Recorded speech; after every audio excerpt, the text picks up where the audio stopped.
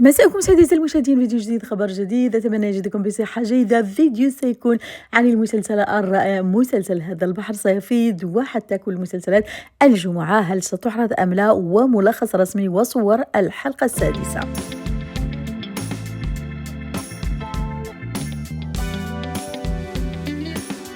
الليلة أعزائي من المقرر وجدول مسلسلات لليلة الجمعات كلها أعزائي ستنعرض إن لم يحدث هناك أي تغيير مفاجئ كما حدث مع مسلسلات يوم أمس الخميس وكذلك مسلسلات الأربعاء. في آخر لحظة تم الإعلان عن تأجيل الحلقات. لحد الآن أعزائي مسلسلات الجمعة كلها واردة في الجدول، وكلها ستعرض كما قلت لكم إن لم يحدث هناك أي تغيير في آخر لحظة. سنشاهد مسلسل هذا البحر سيفيض الحلقة السادسة، وكذلك مسلسل شربة البري 113، وكذلك أحبائي مسلسل الأزقة الخارفية.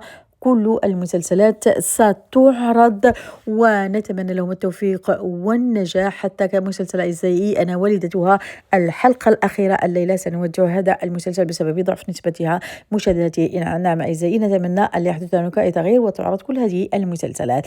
أما فيما يخص مسلسل الرائع هذا البحر أعزائي الحلقة السادسة، هذا الفيديو سيكون عن هذا المسلسل ملخصه الرسمي المترجم، أحداث التي سنتابعها في حلقة الليلة، وكذلك صور الحلقة. تابعوا الفيديو حتى الأخير ولا تنسوا تضغطوا لايك، تبلشوا الفيديو، تشتركوا وتفعلوا خاصة الجرس لكي يصلكم كل جديد، هذا ليكلفكم الكثير. نعم أعزائي، سنشاهد أن عادل سينطلق هو وإلينا وأوروتش من اسطنبول على متن طائرة كوتشاري إلى البحر الأسود بحثا عن السلطان نامزي الذي باعت إلينا. وقبل أن تقلع الطائرة انطلقوا في مغامرات، حيث حاول عادل تقطيع أوصال أوروتش بمحرك الطائرة.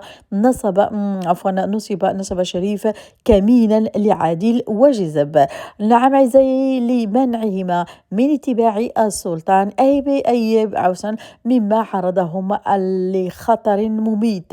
يصاب عادل بالجنون عندما يدرك أخيرا أن الفورتونا هم من باعوا إلينا، وستزداد صدمته عندما تظن أسماء أن شريف يقيم معه في غرفة فندق، إلا أن شريف هاجم وأذى القرويين الذين يعملون في أرض عادل وعائلة كورتشاري، ومتسببا في إصابات عديدة. تتحدى سيفانجان أعزائي إلينا بإحضار مهرها إلى القصر. فورتونا تتبع إلينا أثر والدتها بينما تواجه زواج أوروتش الوشيك أسماء رغم محاولة شريف الحثيثة لإثبات على العكس. شبه متأكدة من أن إلينا هي ابنتها، وقرر إجراء فحص الحمض النووي. عادل يمهل أوروتش حتى شروق الشمس، إن لم يحضر والدة إلينا فسيدمر فورتونا بأكملها. وبعد أن علم أوروتش الحقيقة أخذ والدة إلينا إلى كورتشاري، وهنا ستبدأ الأحداث القوية والصدمة الكبيرة لأعزائي لعادل وحتى لأسماء وإليني.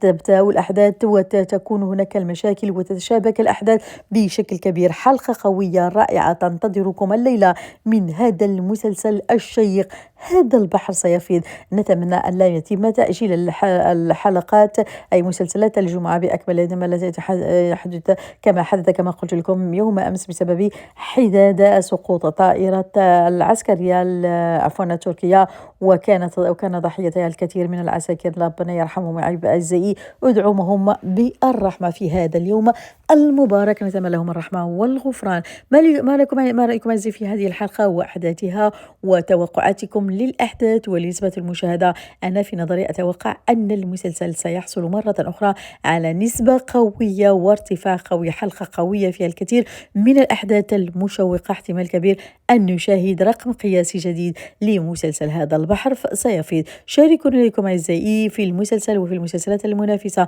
شربة البري تكون الليلة آخر حلقة للبطلة سيلا ترك في هذا المسلسل منذ 3 سنوات، هذه السنة الرابعة الرابعة ستنفصل وسانضمت بطلاء جديدة التي ستكمل المشوار بدلها في الحلقة 114. وكذلك مسلسل الأزقة الخفية، بالإضافة أحبائي إلى الحلقة الأخيرة من مسلسل أنا والدتها الذي لم يكن محظوظا وتوقف المسلسل. شاركونا لكم نسبة حماسكم لمسلسلات الليلة ومن المسلسل الذي تتابعونه كل يوم جمعة وجمعة مباركة. إلى اللقاء.